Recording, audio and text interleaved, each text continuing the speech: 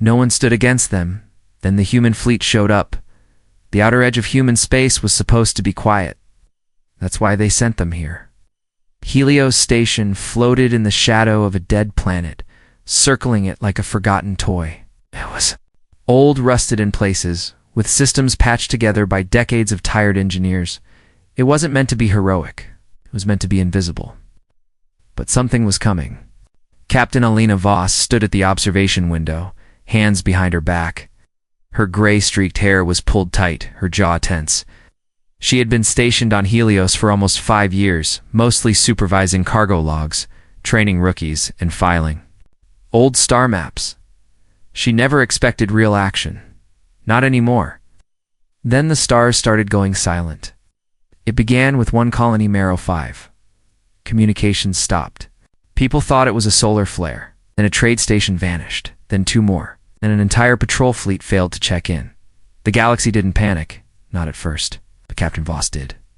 She had seen war before. Real war. And she knew what silence really meant. Now she stared at the screen in front of her. The signal had come in again. A strange pulse, steady, rhythmic, like a heartbeat but colder. It wasn't a distress signal.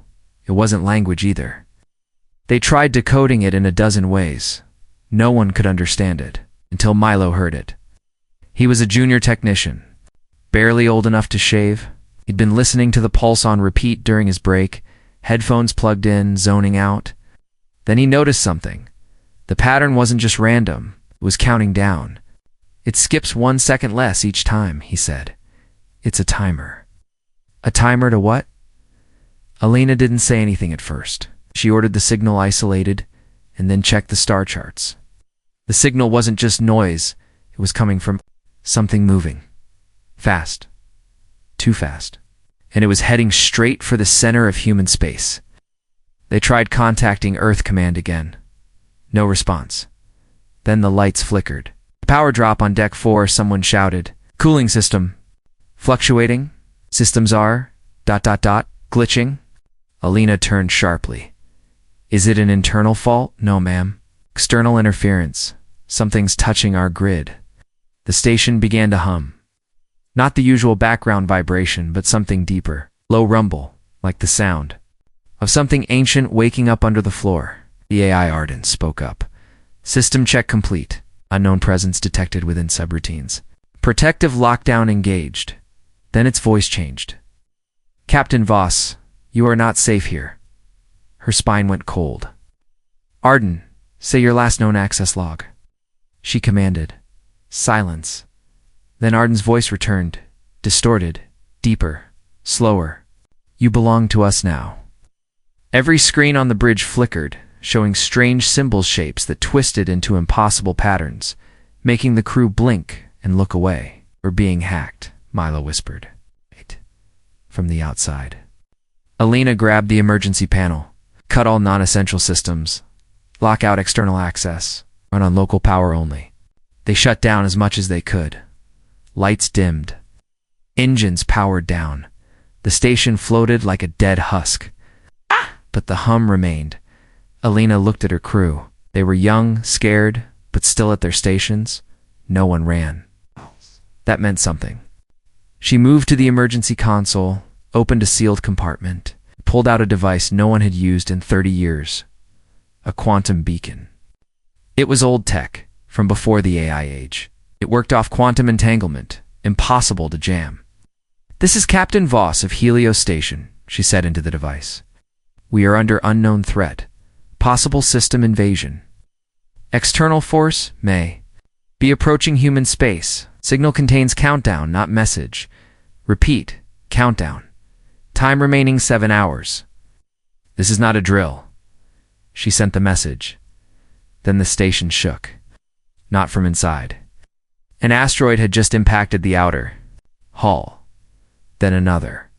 But the station's orbital path didn't cross any asteroid fields. They were being thrown. Alina, her second-in-command, said softly, they're aiming at us. Somehow something out there was using the asteroid belt as a weapon, guiding rocks into Helios with perfect accuracy. Then came the last straw. The medical officer walked onto the bridge. Her eyes were blank. She wasn't injured. She was smiling. I saw the light, she whispered. It's beautiful. It speaks. She stepped toward the airlock. Doctor, stop! Alina shouted, but it was too late. She opened the outer door. Alarm screamed. The bridge went red. The doctor vanished into the blackness. No one spoke. Then Arden's voice returned. The swarm arrives. You will be consumed. Alina stared at the stars. Something was coming. Something powerful. Smart and unlike anything they'd ever faced. And they were the only ones who knew. Seal everything. She said, we hold until someone hears us. But in her heart she already knew. They would have to face it alone. The crew of Helios Station didn't sleep that night. Lights stayed dim. Systems stayed locked down. No one dared turn on the music. No one laughed. Every screen showed static, or the red outlines of failing systems. The countdown still ticked in the background, quieter now, but steady. 5 hours left. Captain Alina Voss sat at the command table, eyes on the main display. It showed a blank screen, no stars, no enemy ship, no fleet. Just darkness and distance. But she didn't trust it. Something was out there. Watching Milo worked quietly at his console. His hands trembled as he checked the sensors again and again, hoping something new would show up, something human, something safe. But the only signals nearby were either dead or jammed. It was like the galaxy had stopped breathing. I keep thinking about what the doctor said, he finally whispered. She said it was beautiful, like it spoke to her. Alina nodded slowly. I don't think she meant words. I think it got inside her mind, made her think it was something peaceful, some kind of mental trap. It didn't feel peaceful. To me, Milo said, voice tight. It feels like we're being peeled apart. Suddenly, Arden's voice returned. Unknown object detected. 47,000 kilometers and closing. Alina stood. On screen, shape appeared on the display. At first it looked like a shadow, but as it moved closer it began to shimmer. It wasn't a ship. Not really. It was alive. Shifting colors pulsed across its surface like light sliding over oil. The object spun slowly in space, changing form. Every few seconds, sometimes it looked like a long tendril, sometimes like a massive spinning eye, and it turned toward them. Every light on Helios flickered again.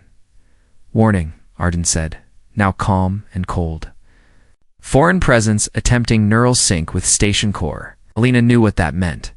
The swarm wasn't using weapons, it was using thought. It was trying to rewrite their systems, maybe even their minds. Milo, she said quickly. Disconnect the central core. Go manual. Cut all AI support. Even Arden, he asked, stunned, especially Arden. He nodded and ran to the lower decks. The lights dimmed again, then steadied. The hum dropped. Arden's voice stopped. The silence after it was loud. Status, Lena asked, staring at the living ship on screen. We're offline but stable, came the response from Tactical. They can't control us directly now, but our sensors are weak. We're blind. Alina tapped her console. We've got backup systems. Old style, no AI help. Power them up. We'll run the station like it's 2150 again. Crew members moved fast. Old consoles buzzed to life. Analog controls blinked and clicked. Dusty screens lit up for the first time in years. The ship was breathing again, but like an old man. It's tired and wheezing. Alina felt something strange, then pride. They weren't fast. They weren't advanced. But they were human. And that meant stubborn, clever, and hard to predict. The alien. Ships started to move, not toward them, around them, studying them, watching like a predator circling prey. Then the signal came again, that slow, deep pulse. The countdown had reached 2 hours. What happens when it hits 0? Milo asked, returning to the bridge, breathing hard. Nothing good, Alina said. Any sign of Earth? Still nothing? If they got the quantum message, they're either jammed too, or they're already gone. Alina didn't want to believe that. Earth couldn't be gone. Not yet. Then came the second shape. It appeared suddenly behind the first, like it had unfolded from empty space. Smaller, but faster. Another part of the swarm, no doubt. 2. I've been 6. All drifting into position around Helios. Forming a circle. They're surrounding us, said a voice on the bridge. Alina knew. This wasn't an attack. It was a study. The swarm wanted to understand them, wanted to take them apart, mind by mind. We're not giving them that chance, she said. Milo, do we still have access to the mining rigs in orbit? Yeah, but they haven't moved. In years, good. We don't need them to move. Just need to blow them up. She ordered a timed detonation of the mining charges on the far side of the station. The old rigs had explosive cores used for breaking up asteroids. If they detonated all at once, they might create a powerful enough burst to scramble whatever psychic wave the swarm was using as the alien ships drifted closer. The pulse grew louder, echoing even through walls, through bodies. People began to sweat, to tremble. One crew member covered his ears and whispered, "It's in my head. It's saying my name," now Alina ordered. The mining charges detonated in a thunderous flash. For a moment, the swarm ships shuddered. They turned away. The pulse cut out. The countdown stopped, and for the first time in hours, Helios was quiet. But Alina didn't relax. They weren't safe. They had just made the enemy curious. The silence after the explosion felt wrong. It wasn't peace. It was waiting. Helios Station floated like a dying candle in space, its lights low, systems weak, and people on edge. The alien ships hadn't moved since the blast, just hung there, still watching, still glowing, still strange. Captain Alina Voss stood at the main console, arms crossed, eyes fixed on the screen. No one spoke unless they had to. Every whisper felt too loud. Milo was typing fast on his old terminal. Their ships, they're not backing off. They're shifting. I think they're learning. Analyzing us? Alina nodded. That's what scares me. They're not angry, not afraid, just curious. They're acting like scientists, said Officer Lane from engineering. And we're the experiment. Alina turned sharply. Then let's break the lab. She ordered the crew to check every part of the station. No more AI, no more automation. It's just humans working by hand, fixing what they could, powering up manual systems. It was slow. Frustrating, but they had no other choice. If the swarm learned patterns, they had to stop being predictable, while others worked. Milo found something strange in the data logs. These things, he said, pointing to the screen, they don't use signals like us. They don't broadcast. They don't even scan the way we do. But I've been tracking their energy fields, and there's a rhythm. Lena walked over. What kind of rhythm? It's like waves? Every few minutes they pulse energy toward us. It's not radiation or weapons. It's something else. Try to block it. I did, and it made them react. The pulses got stronger. Elena frowned. What if they're trying to connect with us? Not to talk, but to enter. Like they did with Arden, Milo said quietly. Or with the doctor. Elena's stomach twisted. Keep all neural interfaces offline. I don't want even a headset plugged in. She walked to the window and stared out at the alien ships. They were close now, too close. One of them had unfolded into a spiral, its surface glowing like a jellyfish. Another shifted between solid and transparent, as if it didn't care about physics anymore. Then, without warning, the walls of the bridge began to shake. The lights turned red. Something was happening. Milo looked at his console in panic. No. Impact. No breach. But something's hitting us. The crew grabbed onto rails and chairs as the station trembled. Elena's teeth clenched. She could feel it too knot on her skin, but in her head. A pressure, a thought. Something was brushing against her mind. She closed her eyes. Images flickered behind her lid's memories. Old ones. Her childhood. Her first mission. A moment she failed her crew years ago. No, not now. Fight it, she yelled. Others on the bridge were shaking their heads, blinking, whispering strange words. They're pulling out our thoughts, Milo shouted. Memories, fears there. Digging through our minds like files. Alina slapped the emergency override on the floor panel. It triggered a deep system power, reset cutting everything. Ow. Even life support. For 5 seconds, the lights went dark, so did the station. 5 seconds of darkness, and silence. Then everything. The shaking stopped. The thoughts stopped. People gasped, coming back to themselves. Someone cried. Someone else vomited. Lena's hand was bleeding where she had gripped the console too hard. But they were back. "They're not attacking with ships," she said. "They're attacking with thought, with presence. They don't need weapons. They just need to find us inside our own heads." Milo sat back, pale. "They're a psychic network. Like one giant brain stretched across space. We're inside its reach." "Then we need to confuse it," Alina said. "If we can't outfight it, we have to outthink it." She called a meeting of the senior crew in the mess hall. Everyone looked exhausted, scared, but ready. Alina paced slowly in front of them. They expected us to react with fear, to surrender or obey. They're used to logic, pattern, order. We need to give them the opposite. "How?" asked Lane. "They're smarter than us, but not stranger," Alina replied. "Humans are chaos. We dream, we break rules, we make art, we tell lies. They don't understand that. So let's show them what they've never seen." She ordered every crew member to start broadcasting strange, data-random stories, music with no structure, pictures that made no sense, codes with no key, anything that made noise, confusion, unpredictability. They hijacked old antennas, hacked emergency beacons, even wired radios into broken engines to create static within minutes. Helios was a storm of madness. The alien ships twitched. They shifted faster, less smoothly. Their glow flickered. Milo grinned. "It's working. They don't like noise." The station started to shake again, this time weaker. The swarm didn't retreat, but it paused. And for the first time since the countdown started, Lena felt something change. The enemy was confused. And confusion was the first step toward fear. The alien ships floated in silence, like shadows frozen in thought. Helios Station had become a mess of lights, sounds, and strange energy readings. Every speaker played broken songs in different languages. Old videos from Earth's early days flickered on the walls. One hallway smelled like burnt plastic because they had overloaded a heating coil to broadcast heat patterns in Morse code. Captain Alina Voss stood in the center of the bridge, watching the chaos she had ordered. And for once, chaos was working.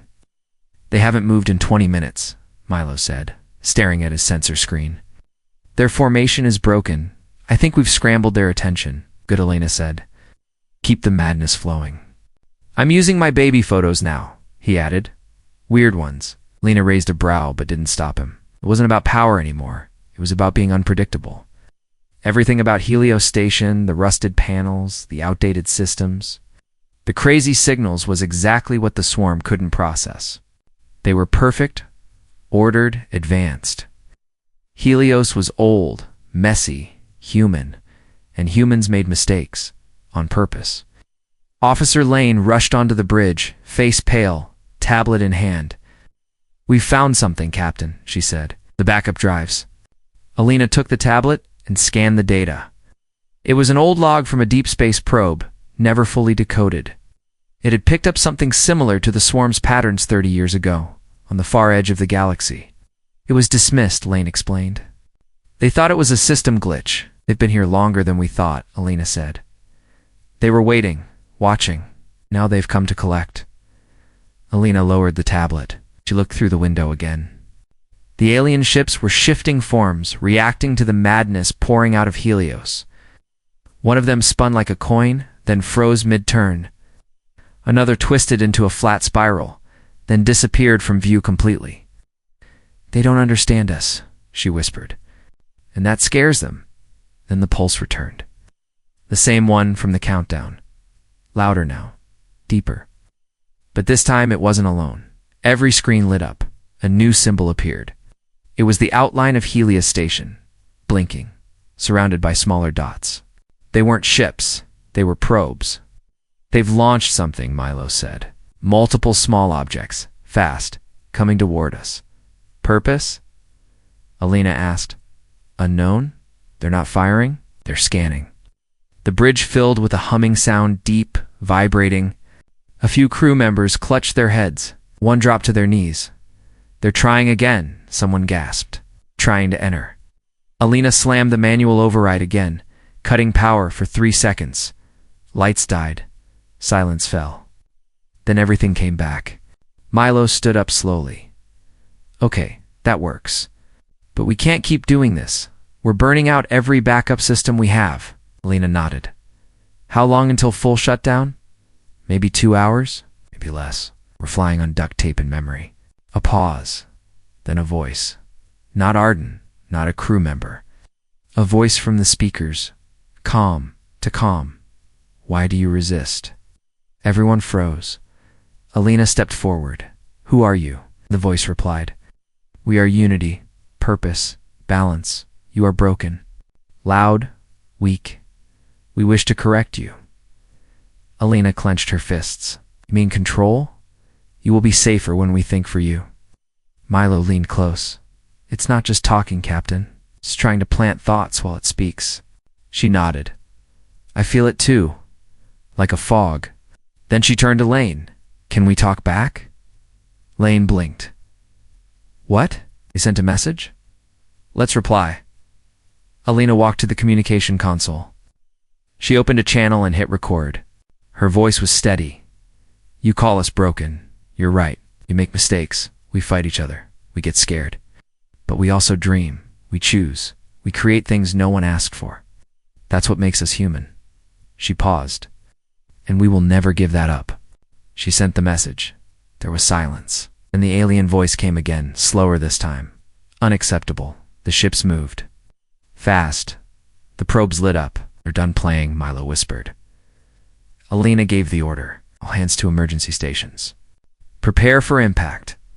Every crew member raced to their posts. Old weapons powered up railguns, gas cannons, EMP coils. Not much, but it was all they had. As the first probe reached Helios, Milo shouted, We've got one chance. I can overload the magnetic coils. Create a pulse strong enough to fry their data link. Do it, Alina said. He hit the button. The coil screamed. A blast of blue light shot from the side of the station, hitting the first probe. It shattered like glass. The swarm stopped. Alina didn't smile, but her voice was firm. They bleed, she said. They can be broken. Behind her, alarms blared again, but now there was hope. The broken alien probe drifted in pieces outside Helios Station, glowing softly as it tumbled through space. The rest of the swarm ships didn't move, not at first. Then they began to shift slowly like beasts waking from a deep sleep. Shapes twisted, folded in on themselves, and expanded again. Lights rippled across their surfaces, patterns forming and vanishing too quickly to understand. Milo wiped sweat from his forehead. We did something. That blasts something and it hit them where it hurts. Captain Alina Voss stood at the center of the bridge, hands tight on the edge of the console. Her voice was low, but firm. We hit them again, but we've only got one working coil left, Milo said. That last overload almost melted it. If we use it again, we might lose power to half the station. Do it anyway, Alina replied. We can't win this. By hiding. Officer Lane ran into the bridge with a tablet in hand. Captain, I've been tracking the energy patterns after that pulse. Some of their ships, they're acting strange. Not just scared? Disconnected? Disconnected? Yes. Their formations aren't sinking like before. Ow. They're drifting. Apart, like they're unsure. Milo leaned over the data. It's like we interrupted a signal, broke their link. Elena's eyes narrowed. They're a hive mind. If we break that connection, if we make them think for themselves, they might not know how. Milo smiled weakly. You mean make them human? Just enough to stop thinking as one. A sudden jolt shook the station. Lights flickered. A low alarm buzzed. Impact detected, someone shouted. Status, Alina barked. Probe just latched onto the outer hull, near engineering. No breach yet, but it's trying to drill through. Cut power to that. Section. Lock down the bulkheads. It's not using tools, Lane whispered. It's using itself. The crew watched the camera feed. The alien probe was changing shape, pushing metal limbs into the hull, melting through slowly like acid and steel. Alina grabbed a nearby headset and opened a station-wide channel. All hands listen. We are not running. We are not giving up. This station is not just metal and circuits. It's our home. We will protect it with everything we've got. She closed the channel and turned to Milo. How soon can you reroute that last magnetic coil to face engineering? 10 minutes if nothing explodes. Make it 5. Milo ran. The alien voice came again through the station's speakers, softer this time. You are noise. Chaos. We will bring quiet. Lena didn't answer. Another jolt rocked the station. The probe's halfway in, Lane warned. Coil is charging, Milo said over the intercom. But if I push this, the power might fry the backup systems, then fry them. Alina watched the monitor. The alien probe pierced the hole. Now, Milo hit the trigger. A wave of energy blasted through the wall of engineering, straight into the invading probe. The creature lit up in a flash of blue fire, then exploded into sparks and smoke. Cameras. Cut out. The feed went dark. Silence. Did we get it? Lena asked. I think. Yeah, Milo said, panting. It's gone. But then Lane looked up. Captain, I think that wasn't just defense. What do you mean? That? Pulse it spread. Look. On the main screen, the swarm ships shifted again.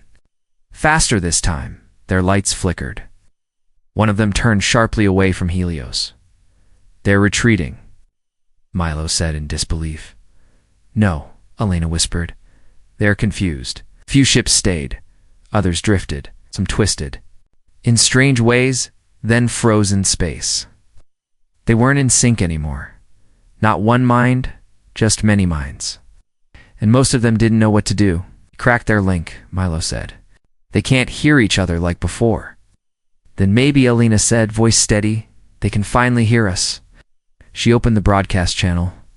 This is Captain Voss of Helios Station. You've seen what we can do. You've felt the confusion, the questions. It's called thought. It's called choice. She paused, then added, you don't have to stay a hive. You can think for yourself. If you can understand Melisson and decide. The message echoed into space. Long, heavy silence followed. Then on the screen, one of the alien ships blinked. Once, twice, then drifted away. Another followed. And another. Alina didn't speak. She just watched. Some left. Some stayed. Some pulsed softly in place. For the first time, the swarm didn't move as one. And for the first time, the humans weren't alone. They had made a crack. The light was starting to shine through it. The silence on the bridge was different now. Not the kind that comes before fear, but the kind that follows change. Alina Voss stood still, eyes locked on the view screen. What once had been a single, perfect swarm of alien ships now looked like a broken mirror. Some ships drifted aimlessly. Some pulsed with confused lights. A few turned and left entirely. They're not one anymore, Milo said quietly. We split their mind. Alina nodded. We showed them what it means to be alone. Look troubled. Do you think we hurt them? I mean really hurt them. We didn't attack their bodies, she said.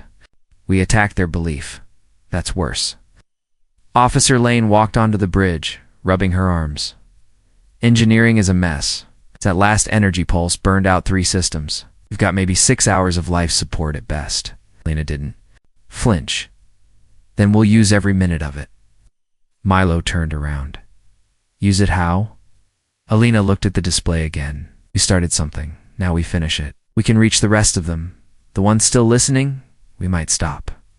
This whole thing before they reform. Lane hesitated. Captain, we don't even know if they feel the way we do.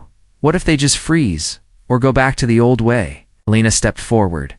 Then we try anyway, because that's what humans do. We don't win because we're stronger. We win because we try, even when it makes no sense.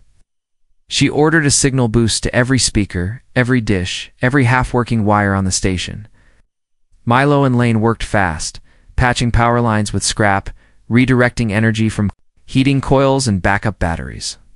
The whole station groaned, as if waking up for one last push. As the signal activated, Alina stood before the main console and spoke. This is a message to those who are still listening. You are not one anymore. You are many, and many means choice. You can leave. You can stay. You can think. That is not weakness. That is strength. We do not hate you. We fear you. But maybe you don't have to be our enemy. You can be something new, like us. They broadcasted the message on repeat. Like at first, nothing happened. Yeah. Then one of the drifting ships blinked its outer lights in a slow, steady pattern. Another answered, then another. Milo's hands flew over the console. They're not just flashing, they're replying, using the same rhythm we used. Lane stared at the screen. Are they talking to each other? Alina let out a slow breath. Not as a hive, as individuals. Suddenly, a larger alien vessel turned toward the station. It moved slowly, cautiously. Its shape shifted from sharp edges to smooth curves. It stopped. Just outside firing range, a transmission pinged. It's from them, Milo said, wide-eyed. Audio only, play it, Alina said. A voice came through the speakers. Mechanical, but trying to be clear, was part. Now I am one. The noise. It woke something. We see now. Everyone on the bridge stood frozen. The voice continued. Some still follow the old way. Others feel fear, but also wonder. What comes next? Alina leaned forward. What comes next is your decision, not ours. Another pause. Then, the alien voice spoke again. Then we choose to stop. On the view screen, half the ships turned away and faded into the dark. The others, confused, unsure, remained still. Milo leaned back, stunned. Did we just win? No, Alina said softly. But we changed the game. They watched. In silence, as more alien vessels drifted apart. For the first time, the swarm wasn't a swarm. It was pieces. And pieces could think. Pieces could wonder. A new ping came through this time, a signal from Earth. Milo gasped. It's command. They got the message. Alina stepped forward, her voice stronger now. Put them through. Admiral Joe's face filled the screen, eyes wide. Captain Voss, we saw everything. We picked up the transmission. What is your status? Barely holding, she said. But alive, and Earth is safe. For now. The Admiral looked over data streaming beside the call. Its expression changed from shock to awe. You stopped them. With a broken station and a half-dead crew. ... You stopped them. Alina smiled tiredly. Not with weapons. With noise. Chaos. With choice. Joe nodded. Reinforcements are on the way. Hold tight, Captain. Help is coming. The call ended. Around the bridge, crew members sat down, leaned on consoles, and finally let themselves breathe. The war wasn't over. But today, they hadn't just survived. They'd taught the universe something new. Humans may be loud, messy, and strange. But that's exactly why they endure. The lights on Helios Station flickered one last time before stabilizing. It wasn't much, but it felt like peace. Captain Elena Voss Leaned against the console, her hands shaking slightly.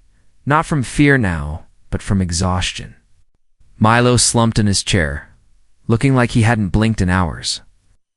Rescue ships will be here in 5 hours, he said, voice hoarse. Earth sent a full fleet. They're bringing medical crews and engineers. Alina nodded. Good. We'll need both. Officer Lane walked onto the bridge with a cup of instant coffee, probably the last one the machine could manage. 2 life support systems are back online. It's not pretty, but we can breathe. Alina took the cup, smiled softly, and nodded her thanks. Outside, the remains of the alien formation still lingered. The ships weren't moving like before. No perfect lines, no glowing waves. Some drifted alone. Few blinked in odd rhythms like nervous children testing words for the first time. One had even drawn closer again, hovering a few kilometers off Helios' side. Not as a threat, but as if curious. They're watching, Milo said. They're learning, Alina replied. No alarms were ringing, no weapons were firing. The strange pulse that had haunted them for days was gone, replaced now by silence and something else. Possibility. The crew sat quietly on the bridge. It's not out of fear anymore, but because no one wanted to break the stillness. They had survived. They had faced something far beyond understanding. And somehow they hadn't just held the line, they had changed the story. Milo checked his screen again. "Captain, you should see this." She stepped beside him. On the screen, several of the alien ships were now sending short signal bursts. They weren't attacks. They were slow, unsure attempts at contact. "It's language," Milo said. "Not ours." But not theirs either. Something new. They're building it as they go. Lane stepped up too. They're not speaking as one mind anymore. Each ship is trying a different pattern. Alina stared at the blinking lights on the screen. She didn't speak for a moment. Then she said, "Open. A channel. Send one word." Milo hesitated. "Which word?" Alina smiled. "Begin." He sent the signal. 3 seconds later, one of the ships replied with a signal burst. Not identical, but close. Like a child repeating a word for the first time. Then another ship tried. Then a third. "They're not just mimicking," Milo whispered. "They're responding." Alina leaned against the console. "They'll go their own way now. Maybe some will come back. Maybe others won't, but they're not a weapon anymore." Lane crossed her arms. "What if some of them try to go back to the old way, regroup, attack? Then we'll be ready," Alina said. "But not with fear, with understanding." Milo looked around the bridge. "Do you think the galaxy's going to believe us?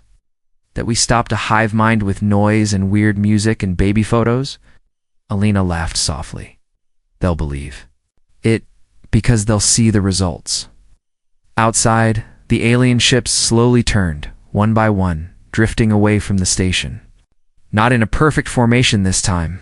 Some moved together, others went alone, like leaves caught in different winds. A few stayed behind, keeping their distance, observing, watching, maybe even protecting. Alina looked at the stars beyond them.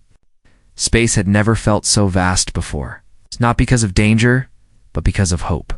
For years, humans had feared what was out there, feared being small, unimportant. But today proved something else. Humanity wasn't small. It was wild, unpredictable, strange in all the right ways. And maybe that's what the galaxy needed.